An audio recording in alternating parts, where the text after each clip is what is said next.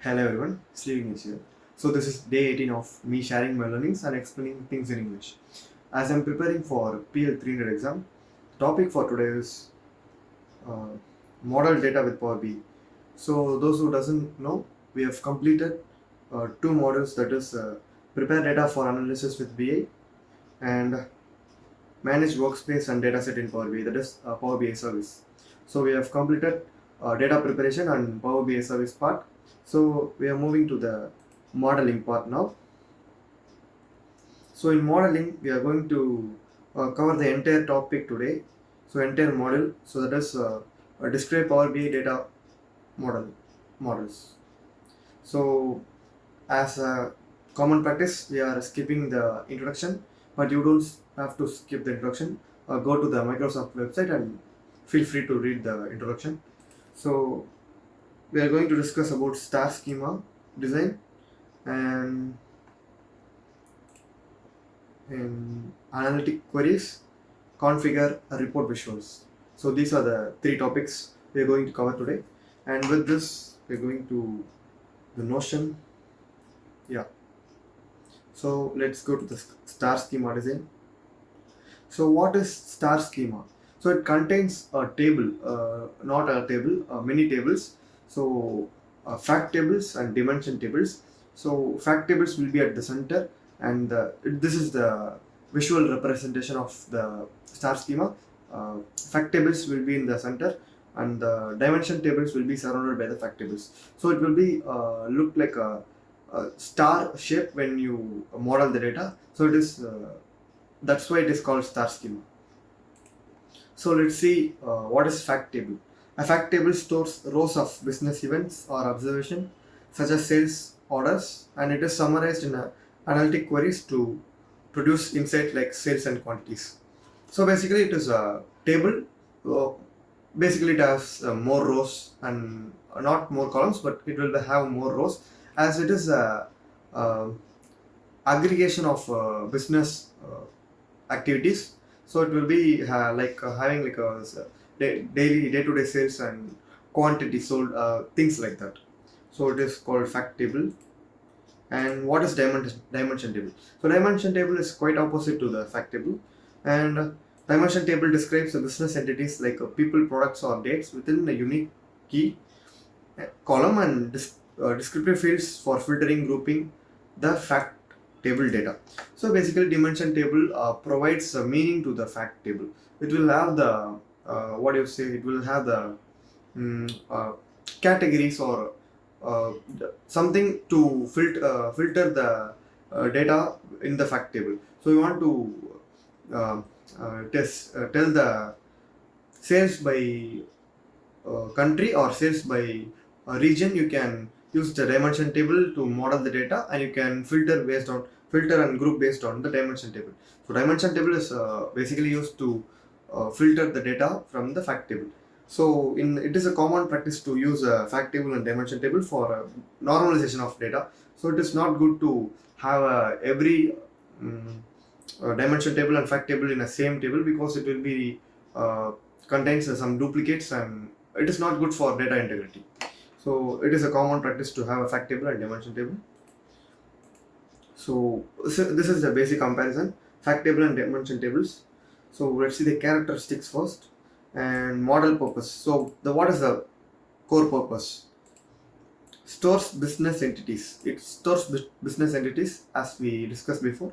This is for a dimension table. And fact table stores events or observation. It is storing sales data like that. So table structure includes a key column and descriptive column for filtering and grouping. And in fact table, it includes dimension key, that is a foreign key. So it helps to connect the primary key from dimension table and foreign key from the fact table. It will both will be combining and gives the result. So data volume. Typically, dimension table will have less data as we discussed before, and fact table obviously will have more rows comparing to the dimension table. So what is the query purpose? To filter and group is the main function for a dimension table, and if you see the fact table, it is moreover to summarize the data. And let's see the relate star schema here. So dimension table relate to the fact table.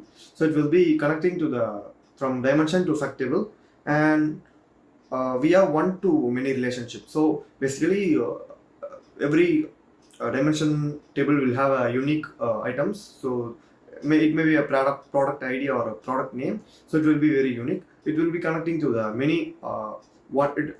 So dimension table will have one what is that one data, and it will not be repeated. But in the fact table it may or may not be repeat. Okay, so it will be connecting in a one to many cardinality. So allowing filters to apply the fact table, but connecting the fact table directly to the another fact table is not a good practice. So let me show an example of a star schema.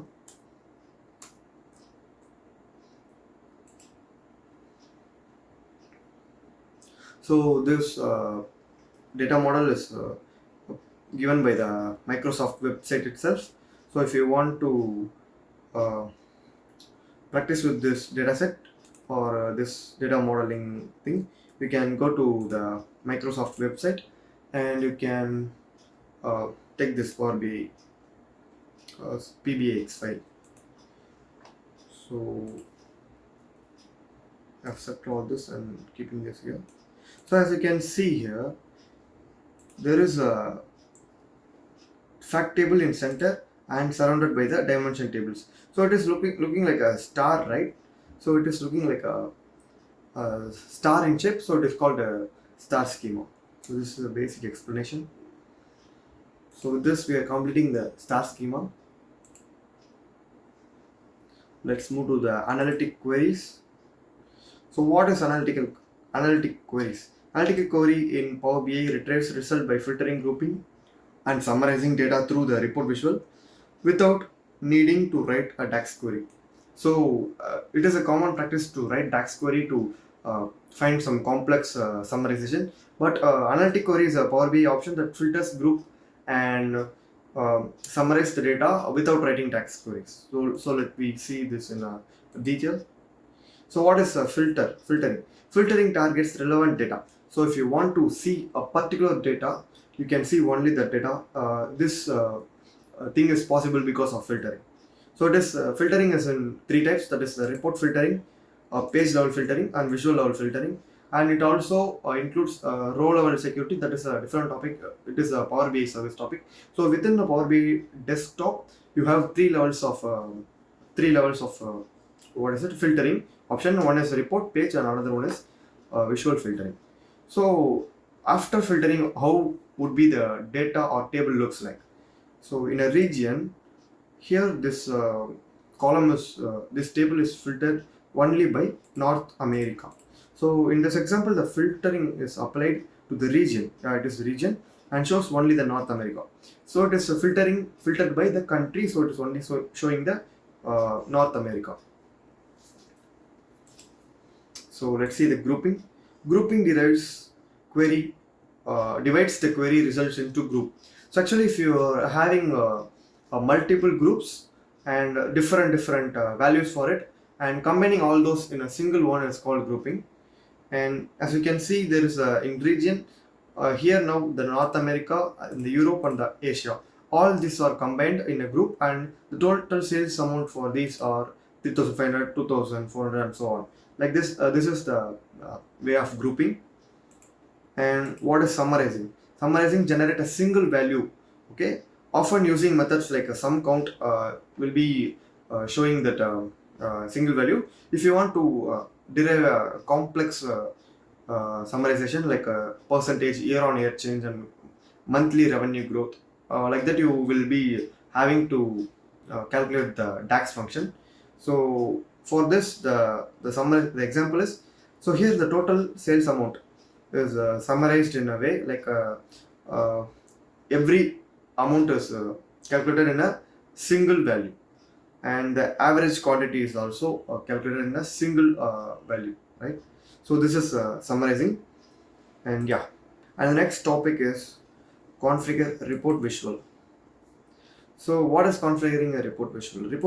Authors design report by adding visuals, text boxes, buttons, shapes, and images, configuring each element independently of the schematic model fields. So if you want to convey some things to the business manager or business owner, so you will not needed to be writing an entire paragraph about the insight you found. So it is better to show one image. It will convey 1,000 message. So it is like a, a quick and easy way to convey the things and tell your story by showing the picture, right? So your picture has to tell the story. You don't need to write the paragraph like that. So instead you can customize the visual that will show the clear picture of the business. So this is the basic idea behind the configuring report visuals. So let's see what are the process involved in it. So choosing a visual type. So it may be a bar chart, a pie chart, donut chart, anything based on your data type. You can choose the particular visual and map fields from the field span in the visual. Example x-axis, y-axis, legend, and all. So we will be discussing this in a while. And configuring the field by naming or adjusting the summarization method. So you can configure based on the summarization method, whether you want to count the data or sum or average the data. You can do whatever you want. And apply formatting options like access properties and data labels and so on. So let's see what are fields. So fields is a combination of three things, that is the column, hierarchy levels, and measures. So what is column? So column can be used to filter, group, and summarize. So column can be used to filter, group, and summarize all the other three things we have seen before, right? We can do all things in in columns, and with the numerical or data you can summarize. But when it comes to the date type columns, you can summarize it by minimum or maximum. It is not a good method to find average in date, right? So it makes no sense. So it is better to summarize the date fields like mm, earliest or latest date, like that. And hierarchical levels. So based on the column, they can be used to filter and group but not summarize. So hierarchical levels cannot be summarized. It can be grouped or it can be filtered. So another thing is the measure. So measure summarize data and can't group it. So it cannot group uh, it cannot group it, but it can be summarize the data. But they can filter visual in the visual level after the data is summarized. But it can be filter based on the visual level or a page level. You can filter after the summarization process is over. And measures is like having a it is like similar to the having clause in the SQL statement. And let me show an example to how to customize a report visual. So here we have the report view. So I have a data here. So now I want a stacked column chart.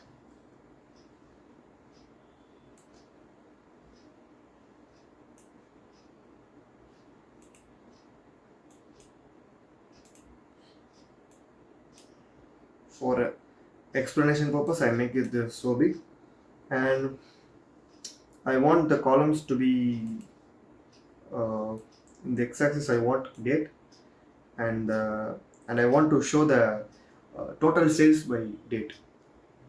So and the sales amount in the y-axis. So now it will be showing like this thing. This make no sense, right? We cannot understand it properly. So by clicking the filters on this page, you can go to the thing and can select